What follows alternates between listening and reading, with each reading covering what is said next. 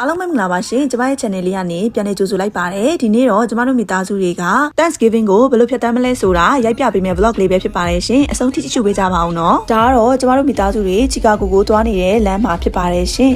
လမ်းတွေကအကုန်လုံးရှင်းနေရပဲအမေရိကမှာဒီလိုနေမျိုးဆိုရင်တော့ကိုယ့်မိသားစုနဲ့ကိုယ်အချိန်ကုန်ဆုံးကြတာများပါတယ်ရှင်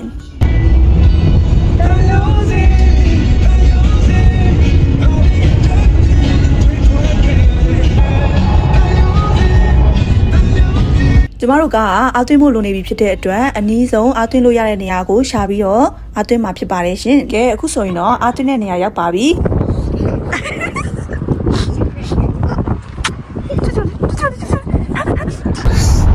It's not.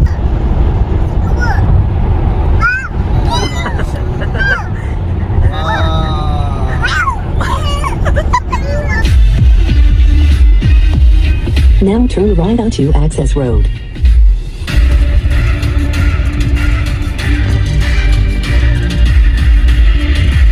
Now turn right onto Fox Run Drive.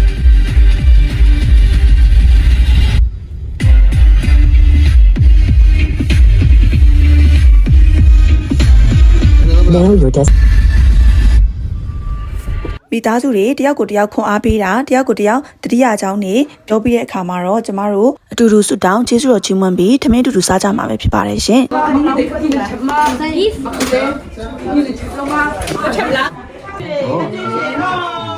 ကလေးတွေကတော့အရန်ကိုပျော်နေကြတယ်ဘာဖြစ်လို့လဲဆိုတော့သူတို့ခါစင်နေနဲ့တွေ့ရတဲ့အတွက်ပေါ့နော်ဒါတော့မှအခါစင်တွေကမစုံသေးဘူးတကယ်လို့သာသူတို့မောင်နှမတွေအများကြီးအမျိုးတွေအများကြီးဆိုတော့သူတို့ပို့ပြောကြမှာပေါ့နော်အမသားဆိုဘယ်လောက်တောင်ပြောလဲဆိုသူ့ကိုမနှဲလိုက်ဖမ်းနေရတယ်အခုလည်းကြည့်မျက်နှာကိုပေါက်နေရဲနေရပဲဒီလောက်အေးတဲ့နေရာမှာတော့မှသူဘယ်လောက်ဆော့လဲဆိုတော့မျက်နှာနှစ်ဘက်ကနေရဲနေရပဲအဲ့တော့စားပြီးတောက်ပြီးလို့ခီးပန်းနေရဲ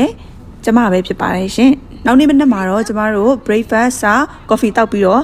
အမတရားဓာတ်ပုံတွေရိုက်ကြတာပဲဖြစ်ပါတယ်ရှင်ဒီနေ့ Thanksgiving ကိုတော့ကျမဒီလိုလေးဖြတ်တန်းနေဆိုတဲ့အကြောင်းအမတရားလေးလည်းဖြစ်အောင်ကျမချစ်ရတဲ့သူတွေကိုကြည့်စေချင်တာနဲ့ vlog လေးရိုက်ဖြစ်တာပဲဖြစ်ပါတယ်ရှင်ကျမရဲ့ channel လေးကိုအမြဲတမ်းကြည့်ရှုအားပေးနေတဲ့အရောက်ချင်းစတိုင်းကိုကျေးဇူးအများကြီးတင်ပါတယ်ရှင်နောက်ထပ်ဗီဒီယိုတွေမှာပြန်လည်တွေ့ပါမယ် Thank you all for watching